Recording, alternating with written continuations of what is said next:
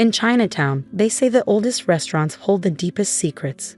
My grandfather's Golden Dragon restaurant had been serving dim sum since 1946, and its biggest secret was about to turn my mother-in-law's real estate empire upside down. My name is Lucy Chin, and I inherited more than just recipes when my grandfather passed away. I got the one thing standing between Barbara Wilson and her $500 million development project, the last original building in San Francisco's historic Chinatown district. It's an eyesore, Barbara declared at her monthly real estate investors' dinner, gesturing with her crystal wine glass. That entire block needs to be modernized. Lucy, dear, you really should consider the developer's offer. It's more than generous for such a modest establishment. I took a small sip of the wine that probably cost more than our restaurant's monthly revenue. My husband Michael squeezed my hand under the table, but remained silent. He perfected the art of diplomatic silence during his years as Barbara's only son. The Golden Dragon has been there for 3 generations, I said quietly. It's not just a building. Barbara's perfectly Botoxed face couldn't quite manage a sneer, but her tone did it for her. Sentimentality is for poor people, dear. The contract offers $5 million. That's quite a step up from serving noodles, isn't it? The other dinner guests, all wealthy real estate investors, tittered politely. They've been circling my property like vultures since grandfather passed away last month, each trying to be the one to convince the Chinese girl to sell. What they didn't know was that I'd spent the last 5 years not just learning my grandfather's recipes, but also his business acumen. While getting my MBA at Stanford, I'd work nights and weekends at the restaurant, absorbing everything from cooking techniques to property laws. Actually, I set down my wine glass. I've been meaning to ask about the development contract. Have you reviewed page 3? Barbara waved dismissively. My lawyers handled everything. The terms are quite standard. Not the terms, I smiled. The property's historical status. The temperature to the room seemed to drop 10 degrees. Barbara's lawyer, who had been quietly eating his Wagyu beef, suddenly started choking. Historical status. Barbara's voice had gained an edge. That old building isn't historical. It's just old. I pulled out my tablet and opened a file I'd been saving for this moment. The Golden Dragon restaurant was established in 1946 by Chinese immigrants after the repeal of the Chinese Exclusion Act. It was one of the first Chinese-owned businesses in the district. The building itself dates back to 1908. I paused for effect. As of last week, it's officially listed on the National Register of Historic Places. The lawyer was now frantically paging through his copy of the contract. That's impossible, Barbara snapped. The paperwork for historical registration takes years. 5 years, I agreed. Which is exactly how long ago grandfather started the process. He knew developers would come after the property eventually. He just wanted to make sure it was protected. She's right, the lawyer finally spoke, his face pale. The property has full historical landmark protection. Any development would need to preserve the original structure and cultural significance. Barbara's face had gone from professionally smooth to rigid with fury. You planned this, all these years, playing the humble restaurant owner's granddaughter. While getting my MBA and studying real estate law, I finished for her. Yes, because some things are worth protecting. The contract, she began, is worthless, I cut in. You can't demolish a historical landmark. And since the Golden Dragon is the last original building in the district, its status affects the entire block's development potential. Michael finally found his voice. Mother, did you already sign agreements with the other property owners? Barbara's silence was answer enough. Meaning? I continued, that your $500 million modern shopping complex can't be built as planned. At least not without preserving and incorporating a 1908 Chinese restaurant. The room erupted into chaos. Investors pulled out phones, lawyers were summoned, threats were made. Through it all, Barbara stared at me with a mixture of fury and dawning respect. Name your price, she finally said. It's not for sale. At any price. Everyone has a price. I thought about my grandfather, who had built the Golden Dragon with savings from years of working as a dishwasher. About the generations of families who had celebrated birthdays, weddings, and New Year's in our dining room. About the history those walls had witnessed.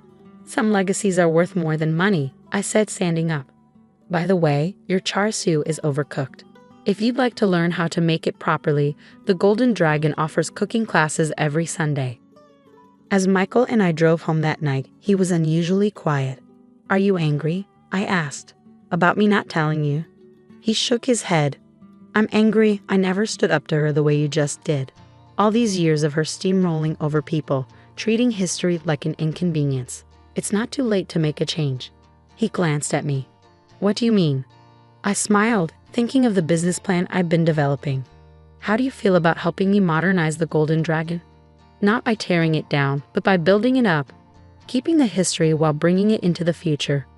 The next morning would bring changes that would reshape not just the restaurant, but the entire neighborhood. Barbara's development plans would need to be completely reimagined, and she was about to learn that sometimes the most valuable properties are the ones money can't buy. The morning after the dinner party bombshell, I arrived at the Golden Dragon to find TV crews already setting up outside. Historic Chinatown restaurant halts major development, read the scrolling news ticker. My phone had 47 missed calls, half from reporters, half from real estate agents offering to negotiate on Barbara's behalf. Inside, the morning prep crew was working as usual. The rhythmic sound of cleavers on cutting boards, the sizzle of woks being seasoned, the hiss of steamers. Some things hadn't changed since my grandfather's time. "Ms. Lucy, our head chef, Uncle Juan, called out, not my real uncle. But he'd worked with grandfather for 30 years. Channel 5 wants to film our dim sum prep. Good publicity, yes." I smiled, thinking of Barbara watching the morning news. "Yes, very good publicity. Show them how we make the hargao, grandfather's special pleating technique." The story was quickly becoming bigger than just one restaurant. Preservationists hailed the Golden Dragon as a victory for cultural heritage. Real estate blogs dissected Barbara's failed development plan. Local politicians rushed to be photographed eating dim sum in our dining room. "Your mother's online too," my assistant reported. "She says it's urgent." I took the call in my grandfather's old office, now mine. The walls were still lined with his collection of Chinese opera masks, beautiful theatrical faces that had watched over 3 generations of our family. "The Historical Society wants to do a feature on the restaurant," Mom said without preamble. They found grandfather's old photos, the original business license, everything. "What of the other thing?" I asked. "Did you find it?" "Yes," she paused. "Are you sure about this, Lucy? Once you open that door." "It's time," I said firmly. "Grandfather kept this secret for decades. Now it can help save more than just our restaurant." The door opened and Michael walked in, looking apologetic. "Mother's called an emergency board meeting. She wants to discuss alternative development strategies." I checked my watch. Perfect timing. "Tell her I'll be there," I said. "I have something she needs to see." Barbara had assembled her entire real estate empire in the Wilson Development Group's sleek conference room. Lawyers, architects, investors, all looking somewhat shell-shocked after yesterday's revelation. "Lucy," Barbara's greeting was arctic. "How kind of you to join us. We're discussing ways to preserve your historical landmark while still moving forward with necessary neighborhood improvements." I set my grandfather's old leather briefcase on the table. "Before we discuss that, there's something you should know about the other buildings in the block." "We already own those properties," Barbara snapped. "All legally purchased." "Yes," I agreed. "But did you research their history? Their original owners?" The room grew very quiet. I opened the briefcase and withdrew a stack of yellowed documents. In 1943, when the Chinese Exclusion Act was still in effect, Chinese immigrants couldn't legally own property. They had to find creative solutions. Barbara's lawyer leaned forward. "What kind of solutions?" "American citizens they trusted would buy properties on their behalf, holding them in secret trust for the real owners." I spread out the documents. My grandfather wasn't just a restaurant owner. He was the community record keeper. He documented every property, every true owner, every transaction. The implications hit the room like a thunderbolt. Barbara went rigid. "Are you suggesting?" "I'm not suggesting anything.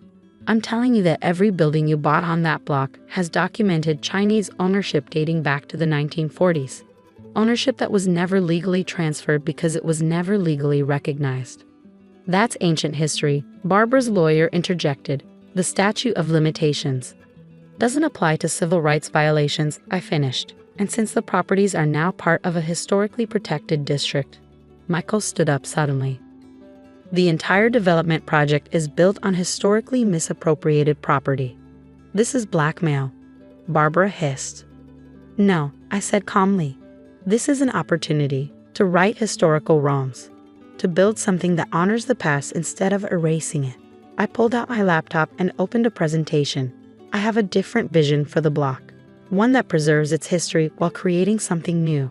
The renderings showed the Golden Dragon as the centerpiece of a revitalized Chinatown food hall and cultural center.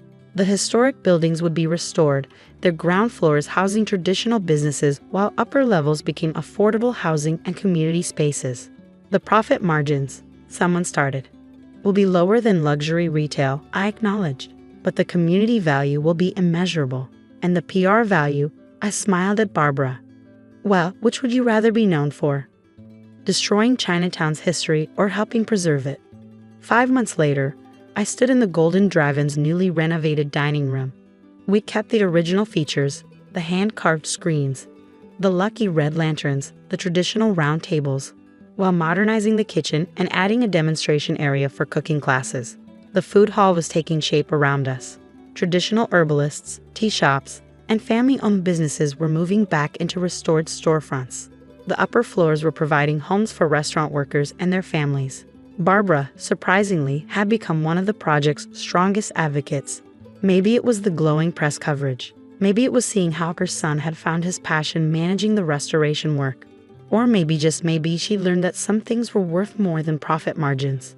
The char siu is better, she admitted one day, after finally attending one of our cooking classes, though I still don't understand why you won't share the recipe. Some family secrets, I told her, are meant to be earned, not bought. She looked around the busy dining room at the mix of old customers and young food bloggers, tourists, and local families. Your grandfather would be proud. Of the restaurant? Of you, for fighting for something meaningful. She straightened her designer jacket, though your negotiation tactics were ruthless. I learned from the best, I said with a small smile. Just not about real estate. The Golden Dragon continues to thrive.